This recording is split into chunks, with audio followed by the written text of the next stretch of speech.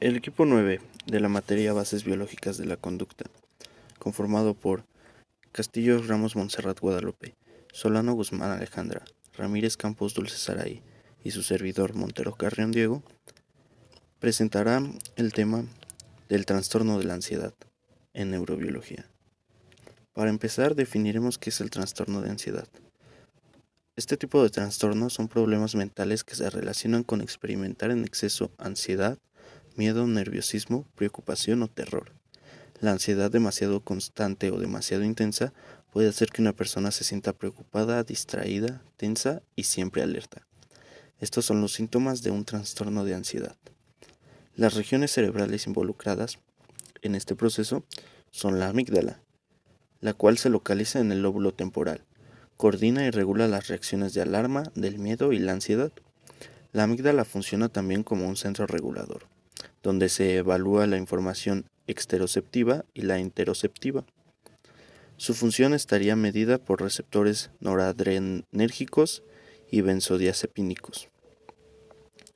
Por otro lado, tenemos el locus ceruleus, el cual se localiza en el puente cerca del cuarto ventrículo. Es el principal núcleo que contiene norepinefrina en el cerebro y su acción se regula por receptores GABA. Recibe información de los sistemas que monitorean el medio ambiente interno y externo. La información interoceptiva es canalizada a través de varios núcleos del tallo cerebral. En tercer lugar, tenemos al tálamo. Esta estructura también se ve involucrada en el proceso del trastorno de ansiedad y está localizada en el centro del diencéfalo, además de que funciona como una estación de relevo que canaliza los estímulos ambientales a toda la corteza.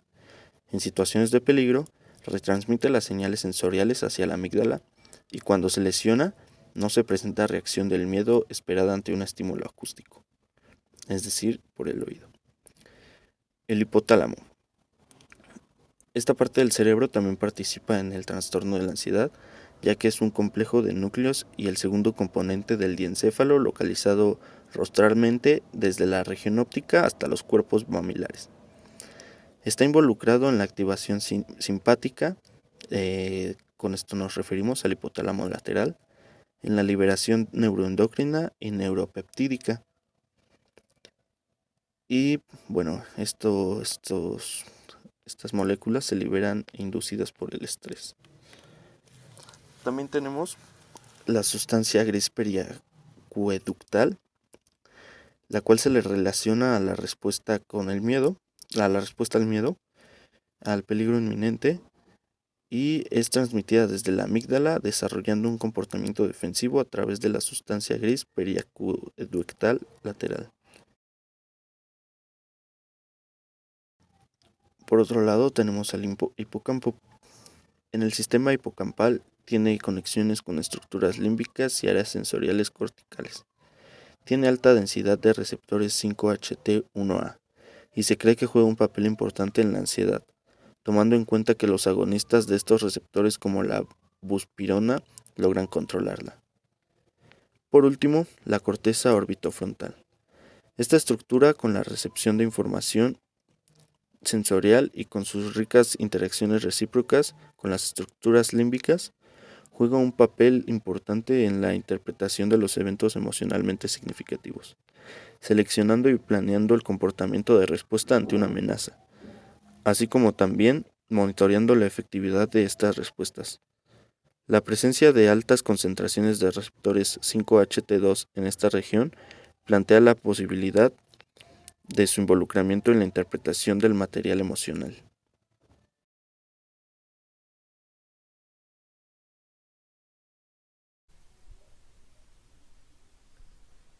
Noradrenalina. Es una sustancia que actúa como neurotransmisor y estimula una parte del sistema nervioso llamado sistema nervioso simpático. Está encargada de regular ciertas actividades involuntarias, tales como el ritmo del corazón, la presión arterial, la sudoración, entre otros.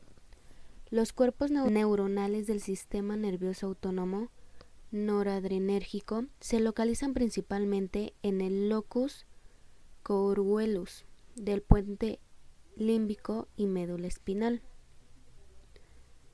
La estimulación del locus coeruleus en animales provoca una respuesta de miedo y su ablación inhibe o bloquea completamente esta respuesta. En la fobia social se encuentra una hipersensibilidad de los receptores beta-adrenérgicos. Los síntomas de ansiedad que se presentan en este trastorno incluyen sudoración, enrojecimiento de la cara y temblor, que están mediados por la activación de receptores beta-adrenérgicos periféricos. El uso de beta bloqueadores ayuda al control de estos síntomas. Serotonina. Las investigaciones reportan la participación de la serotonina en el origen de los trastornos de ansiedad, específicamente en los trastornos por pánico, fobia social y trastorno obsesivo-compulsivo, y la más clara evidencia es la efectividad terapéutica de los inhibidores de la recaptura de serotonina en estos trastornos. Sin embargo, no es del todo claro el papel de la serotonina en la ansiedad, ya que hasta el momento es difícil especificar si el problema es un déficit o un exceso de este neurotransmisor o se trata de una alteración en la sensibilidad de los múltiples receptores serotoninérgicos pre- y postsinápticos, que al estar ubicados en distintas regiones del cerebro, daría lugar a una variedad de alteraciones. El interés por la relación de la serotonina con los trastornos de ansiedad ha sido motivado por la constatación que los antidepresivos serotoninérgicos tienen efectos terapéuticos en algunos trastornos de ansiedad. Los cuerpos celulares de la mayoría de las neuronas serotoninérgicas están localizados en los núcleos del RAFE en el tallo y se proyectan hacia la corteza, el sistema límbico y el hipotálamo. Cabe aclarar que el interés por la relación entre serotonina y ansiedad aparece al evidenciarse efectos terapéuticos producidos por el uso de los antidepresivos serotoninérgicos. De forma colateral, se encuentra que dichos antidepresivos tienen, además, un efecto benéfico sobre la ansiedad. Grave y Coles han propuesto que existen al menos dos distintas vías involucradas en la ansiedad, que tienen efectos opuestos. Una es la vía ascendente, que va de los núcleos dorsales del RAFE a la amígdala y la corteza prefrontal, que provoca el miedo condicionado, y las otras que va de los núcleos dorsales del RAFE a la sustancia periacueductal, que inhibe el miedo no condicionado. En la primera, una hiperactividad serotoninérgica sería responsable de la fobia social, y un déficit en la segunda, del trastorno por pánico. En la primera, la serotonina es ansiogénica y en la segunda, ansiolítica. El efecto final de los inhibidores de la recaptura de serotonina dependería entonces de la relativa importancia de cada vía en la etiología de los trastornos de ansiedad. GABA. El ácido gamma-aminobutírico es cuantitativamente el transmisor inhibitorio en el sistema nervioso más importante. Las neuronas que contienen GABA están distribuidas en el sistema nervioso central. El GABA controla el estado de excitabilidad en todas las áreas del cerebro y el nivel de actividad neuronal es regulado por el balance entre el suministro excitatorio y la actividad inhibitoria GABAérgica. En el tratamiento de los trastornos de ansiedad se apoya en la eficacia de los benzodiazepinas. Dichos benzodiazepinas potencian la actividad de dicho neurotransmisor en el proceso GABA-A.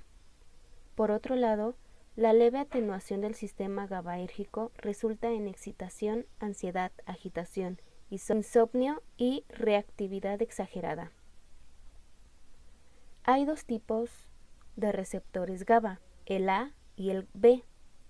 El GABA-A es un complejo receptor macromolecular postsináptico que incluye un canal de cloro y funcionalmente asociado a receptores benzodiazepínicos.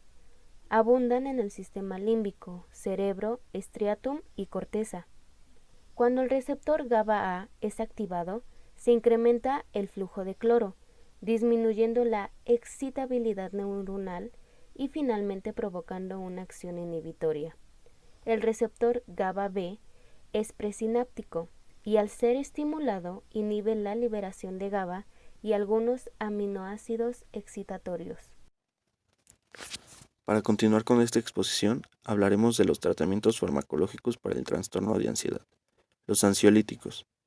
En el tratamiento de ansiedad se emplean habitualmente dos tipos de fármacos, los ansiolíticos y los antidepresivos. Los ansiolíticos más utilizados pertenecen al grupo de las benzodiazepinas de alta potencia, como son el alprazolam, el lorazepam, diazepam, clorazepam, etc. Estos producen un efecto tranquilizante. Los medicamentos en el tratamiento del trastorno de ansiedad.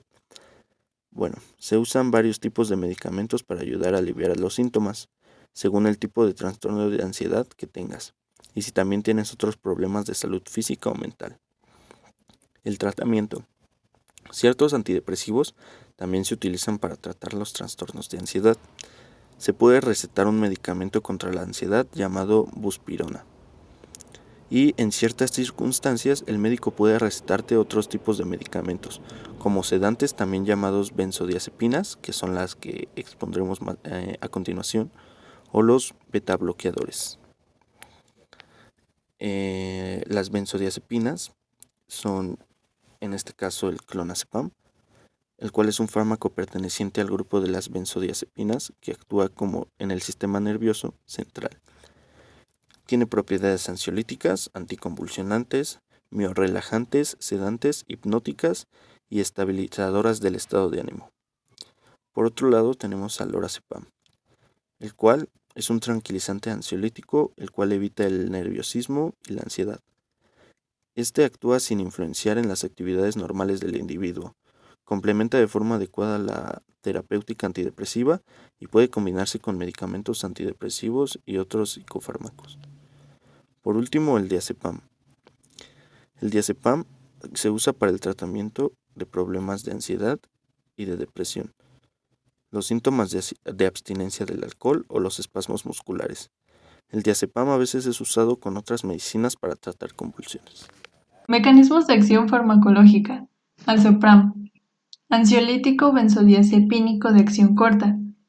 Incrementa la actividad del GABA al facilitar su unión con el receptor GABAérgico.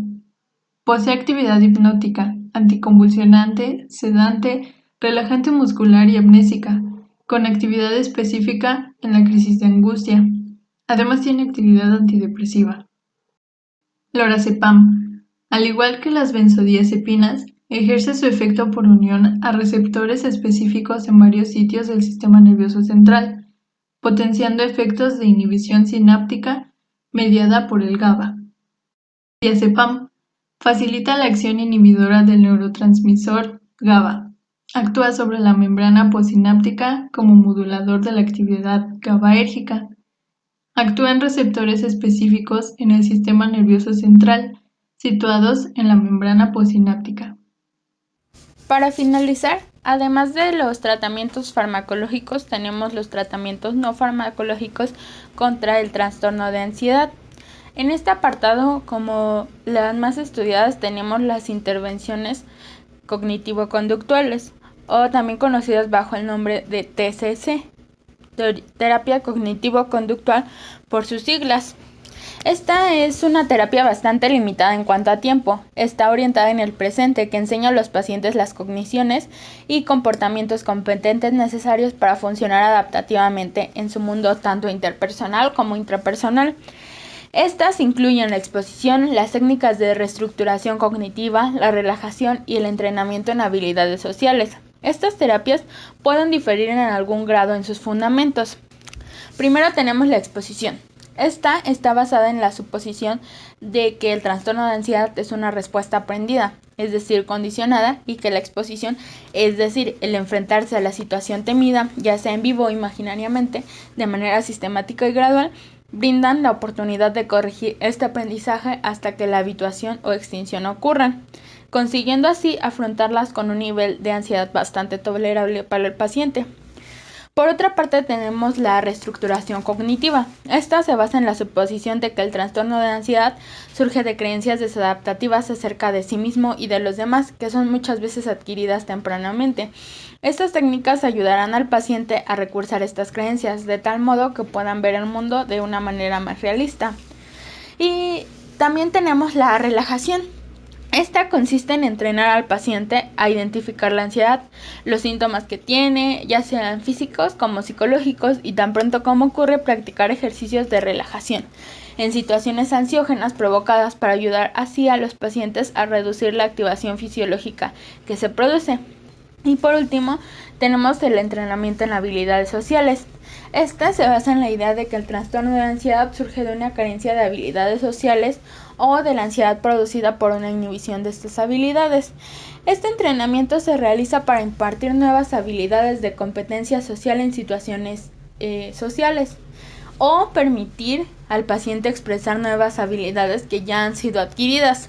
Esto incluye el entrenamiento en asertividad y en otras habilidades, por ejemplo, habilidades para iniciar o mantener una conversación con una persona ya sea conocida o un extraño. Y es bastante importante esto, que una persona no se diagnostique, pues últimamente este trastorno se ha popularizado un poco y es importante no diagnosticarse y acudir con un profesional que dé las indicaciones adecuadas para este trastorno. Psicoterapia de orientación psicoanalítica. Sin entrar en detalles respecto a la teoría freudiana acerca de las fobias o diversas cosas, esta teoría psicoanalítica identifica necesidades psicológicas básicas como el apego y la aprobación, y en relación a esto las interacciones sociales son una fuente directa de gratificación o frustración. Esta terapia se centra en eso, en esa teoría. La terapia de orientación psicoanalítica enfatiza que la terapia por sí misma es una fuente importante de material clínico, aunque la situación de terapia difiere de otras situaciones sociales. Muchos sentimientos relacionados con la ansiedad social son activados en la terapia. Es por esto que la psicoterapia de orientación psicoanalítica no es tan recomendada para el tratamiento del trastorno de ansiedad. Por otra parte, tenemos la terapia de apoyo. Esta aproximación psicoterapéutica enfatiza el rol apoyador del terapeuta, las técnicas de apoyo, comunicación, aceptación, consideración, afecto y comprensión del paciente. El objetivo es promover así sentimientos de seguridad y confort en la relación terapéutica. Las terapias llamadas de apoyo pueden usar un marco teórico psicodinámico. Para finalizar, la última terapia como tratamiento no farmacológico que encontré es la terapia interpersonal. Esta fue desarrollada por Clerman en 1984 para el tratamiento de la depresión. Es un tipo de intervención limitada en el tiempo. Duran de 12 a 14 sesiones a la semana, en donde las sesiones se centran en áreas problemáticas específicas, en el aquí y en el ahora de la vida del paciente. El foco está en mejorar la actual vida interpersonal del paciente como un medio para la recuperación sintomatológica. El paciente también debería de sentirse cómodo con lo que lo está tratando su trastorno, pues si no, este mismo tratamiento puede llevarlo a que su trastorno de ansiedad pues vaya en aumento. Eso sería todo de nuestra parte. Muchas gracias.